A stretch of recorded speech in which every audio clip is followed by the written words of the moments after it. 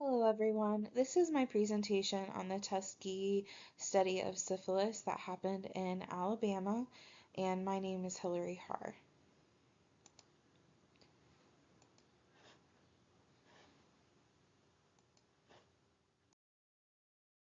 Some background on this experiment is that it happened from 1932 through until 1972, and the U.S.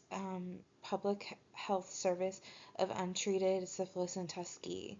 This was a natural progression of untreated syphilis in black males. In the study total, there was 600 men. 399 men had active syphilis, while 201 were part of a control group. Overall, in the study, over just at 100 men died in the study. Men were given the opportunities to have free meals, medical treatment through the study, and transportation to their treatments while participating in this study for almost 40 years. Penicillin, however, was developed in 1940, but the men in the study never received the penicillin. Some legal actions against the privacy and confidentiality of these participants is they actively targeted the African American population only, and it was males. Many of the victims were honored later on in the White House in 1997, but they did not. But the men were all poor and undereducated. No formal consent was obtained during this research opportunity. The men agreed to certain parts of the experiment through the examination process and the treatment, but didn't understand the purpose of the study. So in this depiction here, I have a um, diagram that shows informed consent and the benefits of it. So first thing is compensation. So they did receive medical treatment and free meals and transportation. That was their form of compensation. Contacts, voluntary participation. So they did volunteer for the experiment, but they did not understand fully the risk of it.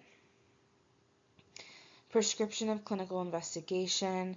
They also were not told of risk and discomforts that would happen during the participation in the experiment, as well as if there were any benefits.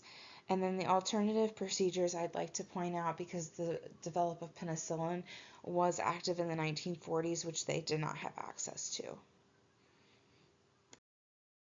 So I often ask myself why this experiment unethically ran for almost 40 years. And I think that the key players, and I'm going to highlight here, had a lot of involvement. Eunice Rivers was a nurse trained at the Tuskegee Institute, and she actually worked at the hospital. She was the key in convincing families to do autopsies after their deaths, as well as she kind of held herself as the pillar of the community, as she would offer patients in the experiment free rides, and really made sure that they had what they need during those times. And a lot of times, men who were poor and didn't have meals would just sign up just so that they could have something to eat. Additional key players here are two medical doctors, Eugene Dibble and Raymond von Deerleer. I'm probably pronouncing that name incorrectly, but they both lent endorsement to the institutional resources through the government study for 40 years. After the end of the syphilis experiment, what came out of it from the National Commissioner of Protection of Human Subjects and Biomedical Behavioral Research in 1979 came a report to protect the ethical principles of human subjects. And this was probably one of the key elements legally to have in place for when we are using human subjects in experiments.